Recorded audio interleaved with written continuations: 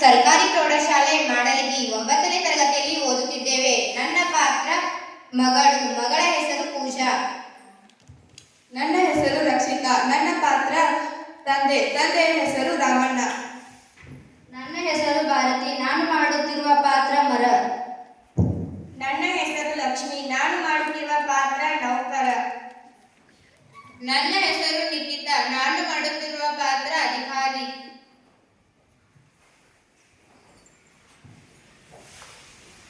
ಅಪ್ಪ, ಈ ಮರವನ್ನು ಏಕೆ ಕಡಿಯುತ್ತಿದ್ದೀರಿ? ಇಲ್ಲಿ ಮನೆ ಕಟ್ಟಬೇಕು ಮಗಳೇ, ಈ ಮರನು ಕಡಿಲೇಬೇಕು.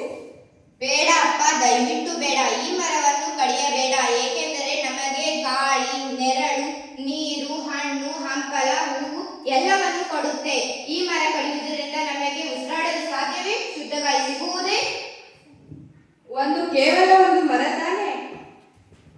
ಒಂದು ಮರ ಕಡಿದರೆ ಒಂದು ಜೀವ ಹೋದಂತೆ. ನಾನು ನಿಮ್ಮನ್ನು ಬಿಸಿಲಿನಿಂದ ರಕ್ಷಿಸುವೆ. ನಾನು ಮಳೆಯನ್ನು ಕರೆಯುವೆ, ನಿಮಗೆ ನೆರಳನ್ನು ನೀಡುವೆ, ಹಣ್ಣು ಹಂಪಲುಗಳನ್ನು ಕೊಡುವೆ. ಈ ಭೂಮಿಯನ್ನು ಹಚ್ಚ ಹಸಿರಿನಿಂದ ಇಟ್ಟಿರುವೆ. ಈಗ ನನ್ನನ್ನು ಕಡಿಯುತ್ತಿರುವಿರಾ? ನೋಡಿದೆಯಾ ಅಪ್ಪ, ಗಿಡ ಹೇಳುವ ಮಾತನ್ನು ಕೇಳಿದೆಯಾ? ಮರ ಉಳಿಸಿದರೆ ನಾವು, ಪರಿಸರ ನಾಶವಾದರೆ ಮನುಷ್ಯನ ನಾಶ. ಕಠಿಣ ಬುದ್ಧಿ.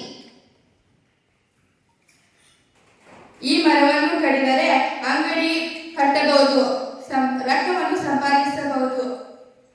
ಬೇಡ ಅಪ್ಪ, ಬೇಡ. ದಯವಿಟ್ಟು ಈ ಮರವನ್ನು ಕಡಿಯಬೇಡ. ಏಕೆ? ಇದು ಕೇವಲ ಒಂದು ಮರ ತಾನೆ. ಕೇವಲ ಒಂದು ಮರವಲ್ಲ, ಇದು ನಮ್ಮ ಉಸಿರು.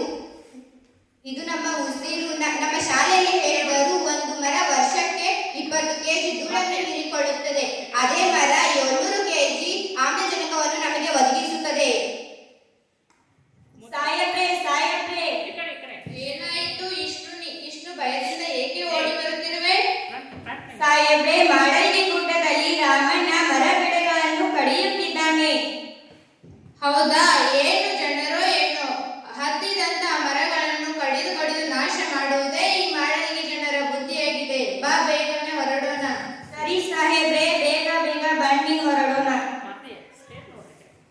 ರಾಮಣ್ಣ, ಒಂದು ಮರವನ್ನು ಕಡಿಯುವುದಕ್ಕೆ ಪರ್ಮಿಷನ್ ಕೇಳಬೇಕಿಲ್ಲ, ಏಕೆಂದರೆ ಇದು ಸರ್ಕಾರಿ ನಿಷೇಧಿತ ಜಾಗವಾಗಿದೆ. ಕ್ಷಮಿಸಿ ಸರ್, ಈ ಮರವನ್ನು ಕಡಿಲೇಬೇಕಾಗಿದೆ. ರಾಮಣ್ಣ, ಇದೊಂದು ಮರವನ್ನು ಕಡಿಯುವುದರಿಂದ 40 ಡಿಗ್ರಿ ಇರುವಂತಹ ಬಿಸಿಲು 45 ಡಿಗ್ರಿ ಆಗುತ್ತದೆ. ಹಳ್ಳ ನದಿಯಲ್ಲಿರುವಂತಹ ನೀರು ಬತ್ತಿ ಹೋಗುತ್ತದೆ. ನೀನು ಹೀಗೆ ಮರ ಕಡಿಯುವುದರಿಂದ ಏನಾಗುತ್ತದೆ ಎಂಬ ಪರಿಜ್ಞಾನ ಇಲ್ಲವೇ? ಇಷ್ಟು ಗೊತ್ತಿಲ್ಲವೇ? ಮಾಡಲಿಗೆ ಗ್ರಾಮದಲ್ಲಿ ಮರಗಳನ್ನು ಕಡಿಯುತ್ತಿದ್ದರಿಂದಲೇ ಇಲ್ಲಿ ಮಳೆ ಕಡಿಮೆಯಾಗುತ್ತಿದೆ. ನಾನು ಇದ್ದರೆ ಮಳೆಗಾಲ, ನಾನು ಇಲ್ಲದಿದ್ದರೆ ಬರಗಾಲ. ಅಪ್ಪ, ಈ ಮರವನ್ನು ಕಡಿಯುವ ಬದಲು ಇಂದು ನಮ್ಮ ಮಾಡಲಿಗೆ ಗ್ರಾಮದಲ್ಲಿ ಎಲ್ಲರೂ ಸೇರಿ 100ಕ್ಕೂ ಹೆಚ್ಚು ಗಿಡಗಳನ್ನು ನೆಟ್ಟು ನಮ್ಮ ಮಾಡಲಿಗೆ ಗ್ರಾಮವನ್ನು ಸಮೃದ್ಧಗೊಳಿಸಿ ಹಚ್ಚ ಹಸಿರಾಗಿ ಮಾಡಿ ಎಲ್ಲರೂ ಸೇರಿ ಗಿಡಗಳನ್ನು ಬೆಳೆಸೋಣ. ನನ್ನ ತಪ್ಪಿನ ಅರಿವಾಯಿತು. ಇನ್ನು ನಾನು ಮರ ಕಡಿಯುವನಲ್ಲ, ಮರ ಬೆಳೆಸುವವನು. ಇಷ್ಟು ಸಾಕು ರಾಮಣ್ಣ. ನಿನ್ನ ತಪ್ಪಿನ ಅರಿವು ನಿನಗಾಯಿತಲ್ಲವೇ? ಇಷ್ಟೇ ಸಾಕು. ಇದೇ ನಿಜವಾದ ಅಭಿವೃದ್ಧಿ. ಇಷ್ಟು ಮರಗಳನ್ನು ನೆಟ್ಟು ನಮ್ಮ ಮಾಡಲಿಗೆ ಗ್ರಾಮವನ್ನು ಸಮೃದ್ಧಗೊಳಿಸೋಣ. ಕಾಡು ಬೆಳೆಸಿ, ನಾಡು ಉಳಿಸಿ. ಹಸಿರೇ ಉಸಿರು.